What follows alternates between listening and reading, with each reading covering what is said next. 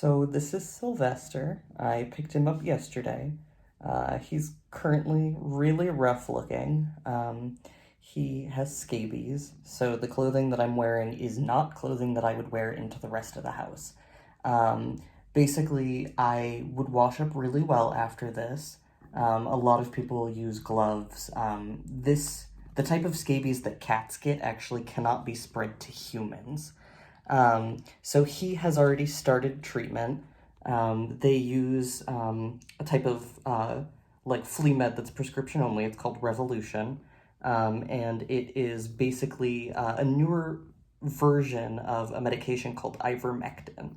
But Revolution is a lot safer to use, and you can use it on younger kittens, whereas with ivermectin, you have to be really careful about dosing. So my main concern with him, as you see, he's super sweet. Once he gets in my lap, he pretty much doesn't move and just sits and purrs the entire time, is how insanely underweight this guy is. So I'm gonna show you, if you just take a look. Oh, give me 1 second, let me switch my camera. Okay, and we're back. If you take a look, this is way too underweight. Like you can feel his spine incredibly easily, and he's happy about it. So what I'm currently using for him is a medical food called Recovery RS, which we jokingly call in our house Get Thick Quick. So it has like a higher calorie count than, most wet foods normally would, for the purpose of helping them recover. So the reason that I took him, besides the fact that I love crunchy babies, they're one of my favorite to treat because the before and after is absolutely phenomenal. And of course I'll post before and after pics, is that he is FIV positive, which is actually what I specialize in. So for those of you who don't know, FIV stands for Feline Immunodeficiency Virus. A lot of people draw the correlation between FIV in cats, which it's only in cats, hence feline, and HIV, so Human Immunodeficiency Virus. But basically, they're both retroviruses, meaning they get into the immune system and replicate.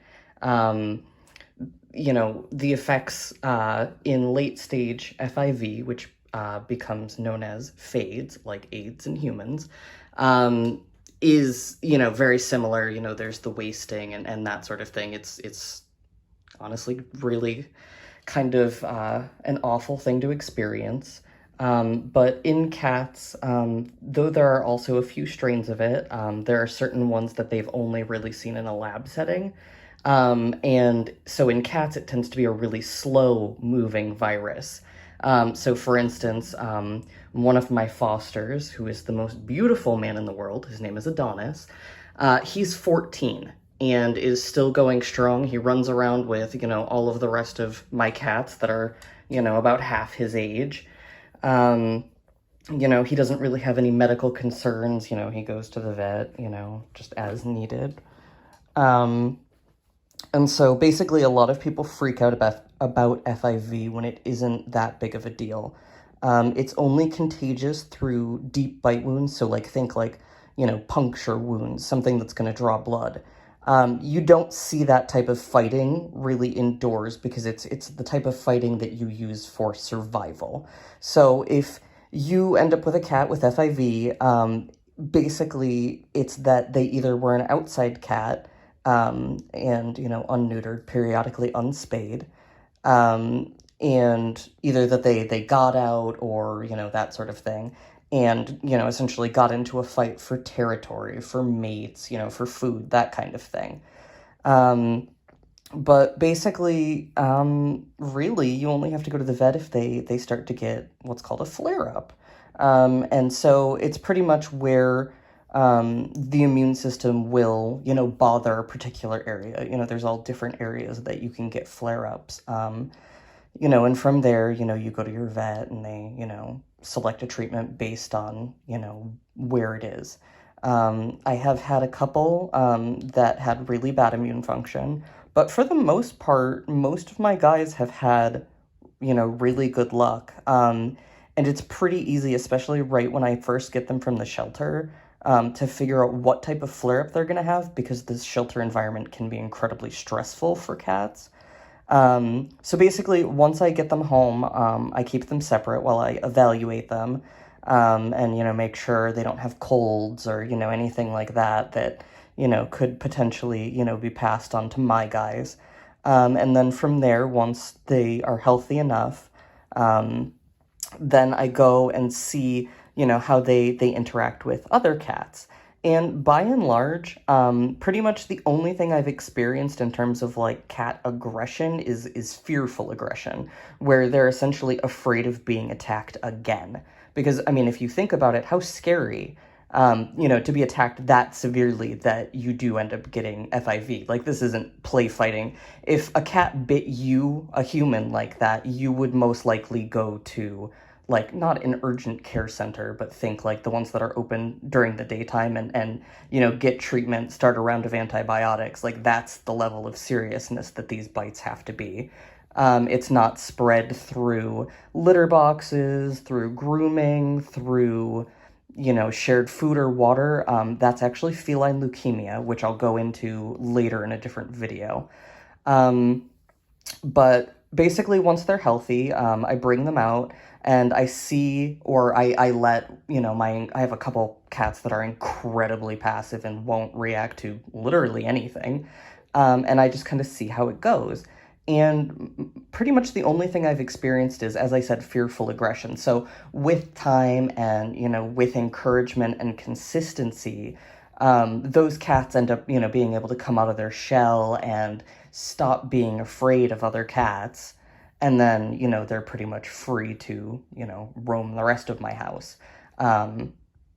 But the main things that I do, is rather than use doxycycline, which is what the shelter that I foster for favors, I find that it's a little bit rougher on the immune system of FIV positive cats. I actually stick with Clavomox, which is what most, I guess, vets will prescribe. It's a lot cheaper than doxycycline is, so it's pretty much a mainstay for most vets' offices. The other major thing that I do, besides giving them lots of love and attention, which is one of my favorite parts, is I feed them grain-free food, which has actually helped a lot. It's way less inflammatory to their immune systems.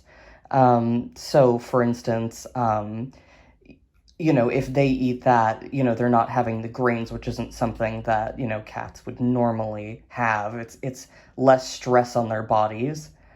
Because they're not trying to break down something that they wouldn't normally, have as a part of their diet.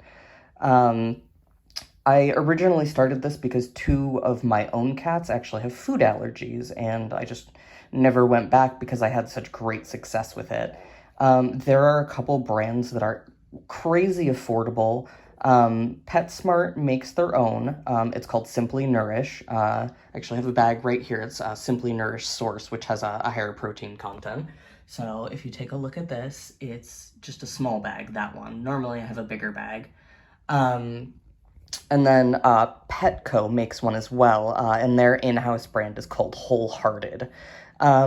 So, even for, non-FIV positive cats, I usually recommend people go grain-free for their animals.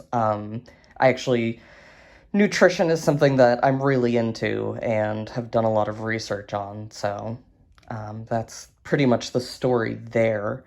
If you, have any questions about FIV, if you have any questions about scabies, pretty much anything, feel free to reach out to me.